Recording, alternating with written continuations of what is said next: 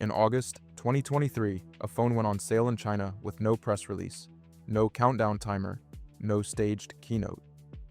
Buyers who paid to have it cracked open found a chip inside that every major analyst consensus from 3 years prior had declared impossible. A 7-nanometer class processor, fabricated domestically, running inside the Huawei Mate 60 Pro. The ban was supposed to be the kill shot. It turned out to be the forcing function. Between the obituary, written in 2020, and that chip in 2023, sits a case study in how a restriction becomes a blueprint, and why the Ascend 910C now keeps hardware planners in Santa Clara staring at the ceiling. The callback word you need to hold on to is ecosystem, because that is what this is actually about. Here's what the 2020 rules actually did. A rule change in May of that year closed a loophole in the foreign direct product restrictions, effectively barring the world's leading contract chip manufacturer from fulfilling any Huawei order that touched United States equipment or software anywhere in the supply chain. That was nearly the entire supply chain. Separately, Google services were removed from Huawei handsets, eliminating access to the dominant app marketplace for new devices outside China. Qualcomm chips gone. The revenue from Huawei's consumer device business fell sharply in the years that followed as the company burned through stockpiled chips it could no longer replenish. Analysts in 2020 and 2021 described Huawei's ambitions at the high end of both smartphones and semiconductors as effectively terminated. The consensus was not fringe, it was near total. Think of a restaurant that sources every critical ingredient from a single supplier network, and that network cuts you off overnight. You keep serving what is in the pantry. When the pantry empties, the question is whether you can learn to farm. Huawei's pantry ran low faster than its critics expected, and slower than its engineers had planned for. Here is my honest read on the theory behind the ban. It was not wrong in its goal, it was wrong in its theory of dependence. The assumption was that access to foreign tools was a ceiling on what Huawei could produce. It was actually a floor they had never been pushed below, and below it, they found bedrock. The Mate 60 Pro is where the floor became visible. Tear-down analysis by independent technical researchers, reported widely in the industry press, described the Kirin 9000S chip inside as fabricated on a 7-nanometer class process at a domestic Chinese foundry, one that was itself placed on the entity list in 2020. The exact mechanism by which that foundry reached that process node using equipment that predated or worked around later restrictions has never been fully addressed in any official United States government statement. The chip's performance in independent benchmarks trailed what leading-edge nodes elsewhere would produce, as you would expect from process constraints. But 7-nanometer class is sufficient for flagship-tier smartphone performance. The layers are thicker. The croissant still works. That is the point. The phone was proof of life. The Ascend 910C is proof of intent. Huawei has positioned it as a high-performance artificial intelligence training accelerator. The company's own materials suggest performance competitive with or exceeding certain Nvidia accelerator workloads. I want to be precise here. No fully independent benchmark replication of those figures has been published as of the time this script was written. Company claims and verified capability are not the same sentence, and I will not treat them as such. What is documented is that Chinese cloud providers, including those aligned with state infrastructure buildouts, have been reported to be deploying Ascend hardware at scale. Part of that is driven by the fact that the most advanced Nvidia accelerators are now export-controlled to China, so the addressable market for Ascend is not theoretical. It is captive. A single nanometer is roughly the width of 3 silicon atoms. The transistor count in a modern artificial intelligence accelerator reaches into the tens of billions.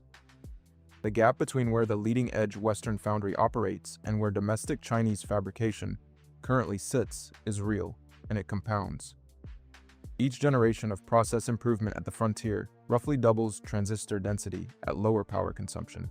A chip producing equivalent computation at a less advanced node requires more silicon area, more power, more cooling, and therefore higher total system cost. That arithmetic matters at scale.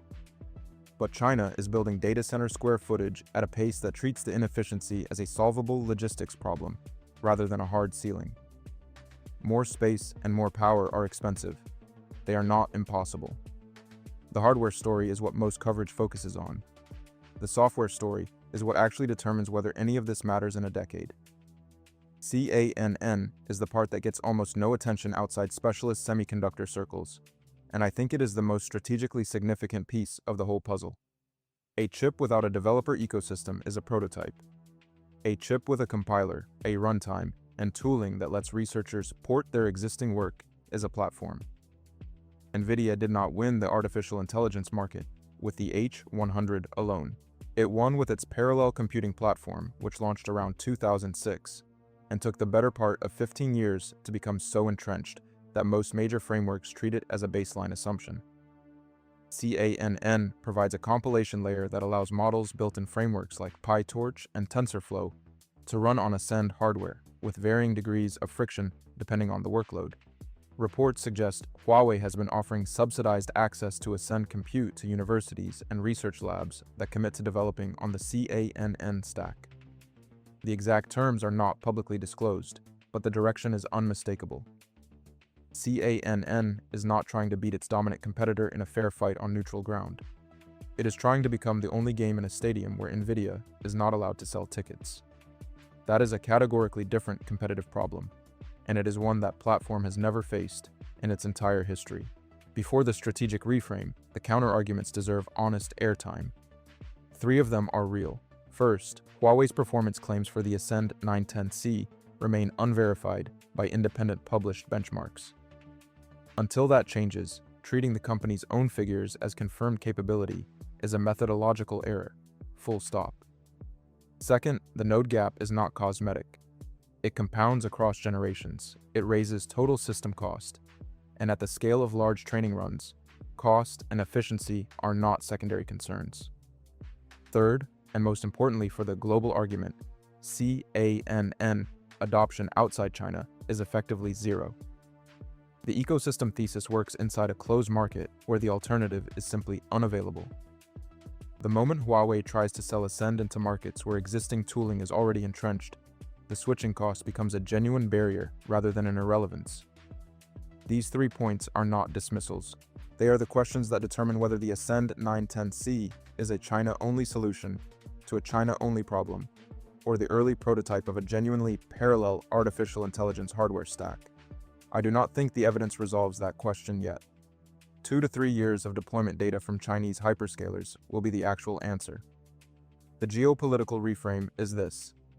The United States tightened export controls on advanced semiconductors and chip-making equipment across multiple administrations, with major escalations in 2020, 2022, and 2023. China's domestic semiconductor investment, both state-directed and private, increased substantially in the years that followed, across foundry capacity, design tools, and chip architecture.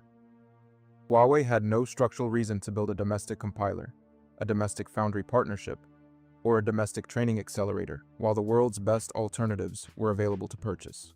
Removal of access was, in operational practice, a product roadmap delivered by the entity that was trying to stop the product from existing. The restriction did not slow the program, it defined the program. My overall read is that the Ascend 910C is being underestimated in one direction and overclaimed in another at the same time, which is an unusual position for a single piece of hardware to occupy. It is not a global replacement for the most advanced accelerators Nvidia produces, but it may be something more durable than a direct replacement. The anchor of an artificial intelligence infrastructure ecosystem that does not require Western permission to operate. Whether that ecosystem can exit China and scale into other markets is the open question. The fact that it exists at all, that the ecosystem is real, running, and expanding, is the answer to the 2020 thesis that the ban would work. The wall became a map, the obituary became a specification document. Huawei is shipping the Ascend 910C. It runs CANN. It fabbed its own 7nm class phone chip at a sanctioned foundry. The company the export control regime was designed to prevent from doing exactly this is doing exactly this. 5 years ago, the policy severed every branch Huawei was leaning on, and in doing so, taught it to stand on its own roots. The piece of this I genuinely do not know the answer to. If Ascend and CANN mature to the point of credible capability outside China, which country or market moves first? Which government or enterprise decides that dependence on any single national supply chain is the risk it cannot tolerate and makes Ascend its first call instead of its fallback? Drop your read in the comments. I want to see where people think the first non-Chinese Ascend data center actually gets built. If this kind of granular, no-hype breakdown earns more of your time, subscribe and turn on notifications. The next one goes into what the domestic foundry's node trajectory actually means for how fast this timeline can move.